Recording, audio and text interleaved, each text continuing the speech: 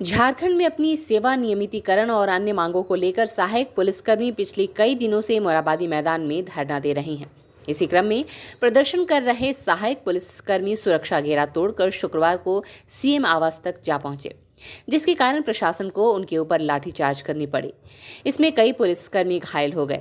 दरअसल आज सुबह सहायक पुलिसकर्मियों का एक प्रतिनिधिमंडल झारखंड के वरीय अधिकारियों के साथ वार्ता के लिए गया था, जहां 1 साल अनुबंधन बढ़ाने और वेतन बढ़ोतरी पर सहमति बनी। वहां से वापस लौटने के बाद वे सभी सीएम आवास का घेराव करने पहुंचे। इस दौरान राज्य पुलिस के वरीय पुलिस अधिकारियों के द्वारा सहायक पुलिसकर्मियों को रोकने की पूरी कोशिश की गई, लेकिन वो सुरक्षा घेरा तोड़कर आगे बढ़ने लगे। इसके बाद पुलिसकर्मियों ने लाठीचार्ज कर दिया और भगदड़ में कई सहायक पुलिसकर्मियों के साथ साथ पुलिस वाले भी घायल हो गए। सीएम आवास घेराव और सहायक पुलिसकर्मियों पर हुई लाठीचार्ज की घटना को लेकर रांची के उपायुक्त राहुल कुमार सिन्हा ने कहा कि आज सहायक पुलिसकर्मियों द्वारा उनकी मांगों को लेकर एक प्रतिनिधिमंडल डीजीपी के साथ वार्ता हुई, जिसमें उन्हें 1 साल का अनुबंधन बढ़ाने और वेतन में 25% बढ़ोतरी के साथ ही आने वाले पुलिस की बहालियों में उन्हें उम्र सीमा में छूट दी जाएगी। इसके साथ ही उनकी जो अन्य मांगे थी उस पर भी विचार किया जा रहा था। इसी बीच उनके द्वारा मुख्यमंत्री आवास का घेराव किया गया। बैरिकेडिंग तोड़कर ये लोग सीएम आवास तक पहुंच गए। इस दौरान भी पुलिस के वरीय पदाधिकारियों द्वारा उन्हें समझाया गया। अभी वर्तमान में सभी सहायक पुलिसकर्मी सीएम आवास से वापस लौटकर मोराबादी चले गए हैं। उनके धरने को खत्म करने के लिए उनसे वार्ता की जा रही है। वार्ताएं हुई थी कल माननीय आयुक्त महोदय तथा माननीय पुलिस महानिरीक्षक महोदय के स्तर पे भी उनके साथ वार्ता हुई और आज सवेरे आदरणीय पुलिस महानिदेशक महोदय तथा आदरणीय गृह सचिव महोदया के स्तर पर भी वार्ताएं हुई और उनकी सारी मांगों पे बहुत विस्तार से उनके प्रतिनिधिमंडल के साथ चर्चाएं हुई।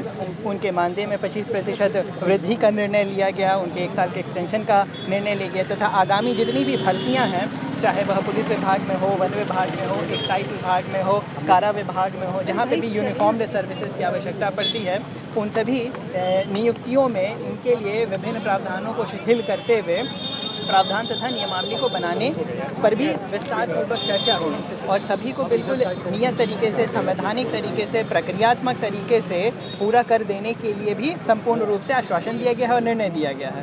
उसके पश्चात भी सभी सहायक पुलिसकर्मी यहाँ पर सारी बैरिकेडिंग्स को तोड़ते हुए आ गए।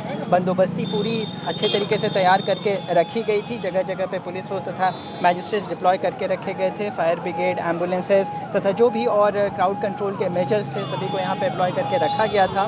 फिर भी वो लोग यहाँ पर आ गए और लगातार उनसे वार्ता का क्रम जारी रखा गया। सभी अधिकारीगण उनको बार बार समझाने का प्रयास करते रह गए और अभी वर्तमान में यह सभी लोग उठकर वापस से मोराबादी गए हैं। इनको लगातार हम लोग वार्ता करके धरना प्रदर्शन ख़त्म करने के लिए अनुरोध कर रहे हैं और अभी फ़िलहाल ये सभी मोराबादी में गए हुए हैं, तो अभी पूरे वस्तुस्थिति से वरीय अधिकारियों को अवगत करा दिया गया है और जैसे जैसे मार्गदर्शन निर्देश मिलेगा उसके अनुसार अग्रतर कार्रवाइयाँ की जाएंगी। आखिर सर कोई कार्रवाई भी हो रही है चूँकि सीएम के क्षेत्र में आए हैं, निषेधाज्ञा जारी है, सुरक्षा?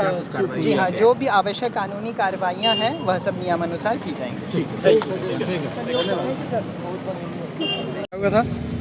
हुआ था गाड़ी का, पानी वाला गाड़ी का जो सो ड्राइवर का दरवाज़ा खोल के शीशा तोड़ रहा था और उसके बाद वहाँ हम बोले कि सब मत करो, मार रहा था ड्राइवर को बचाने के, उसी में मेरा हेलमेट में मार दिया और हमको अनगिनत डंडा से मारा। 8-10 बार पूरा परम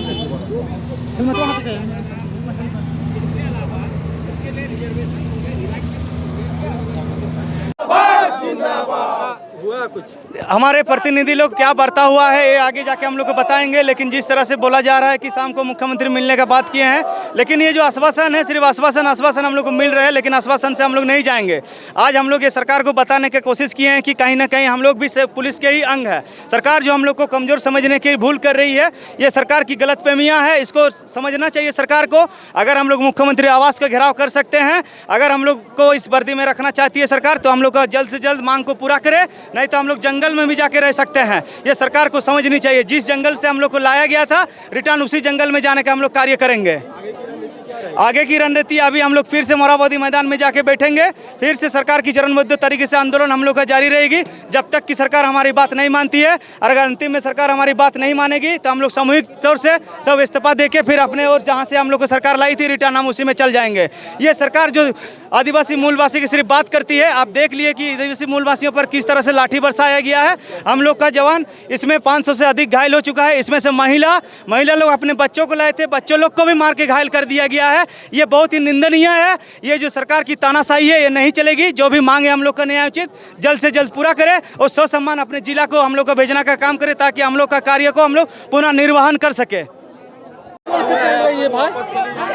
ये तो प्रतिनिधि मंडल ही बता पाएंगे। पता नहीं कि आश्वस्त किए हैं हमारे माननीय मुख्यमंत्री जी कि आपका काम हम लोग करेंगे, आकर के आपसे बातें करेंगे। अब देखिए बिल्कुल लाठीचार्ज हुआ था, पर उनको ऑर्डर दिया जाता है वो ऑर्डर फॉलो करते हैं और हम लोग अपना आंदोलन को पूरा करने के लिए आए थे। आगे की रणनीति मेरी बार उनसे दरखास्त है कि आप मेरी मांग को पूरी कीजिए सर। आप बैठ करके 3 घंटा बैठ करके आप मेरा काम कीजिएगा, हम आपको सालों साल आपको अपना कर्तव्य पूरा करते हुए दिखाएंगे।